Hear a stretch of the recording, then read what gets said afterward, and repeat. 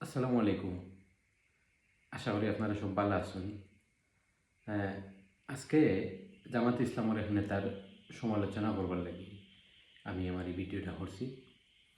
এ, নোয়াখালী জেলার এক জামাত নেতার গড় থেকে প্রায় ৯৯ বস্তা সরকারি চাউল উদ্ধার রয়েছে। তো বিগত জাতীয় নির্বাচনের সময় আমরা দেখছি যে তিন বেহেস্তর টিকিট বেসিস হইন। তো যে তাই ভোট দিছেন জামাত ইসলামরে, তাই তো বেহেস্ত গেছেন গিয়া। তো এখন মনে করলাম যে এই যে ১০০ বস্তা চাউল, এগুলো মনে করেন তাইনও যেন তাইন টিকিট বিক্রি বিকে খাইছেন নিজে। ও মনে হয় ব্যস্ত ছিটাইবার লাগি চাউল কিন্তু আমার বাড়িতে নিছিল। আসলে তাই চুরি করছেন না, তাই কিন্তু চুন নাই।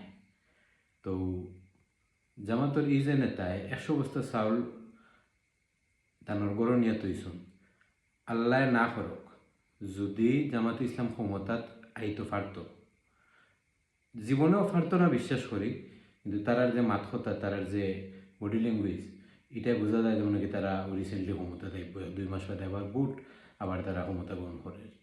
তো যদি ক্ষমতা দায়িত্ব পারত, তে সরকারি চাউলের গুদাম জামাত ইসলামের নেতা হলোর বাড়ি তৈরি দিল না। আল্লাহ তান্তানরে হেদায়ত দেখা,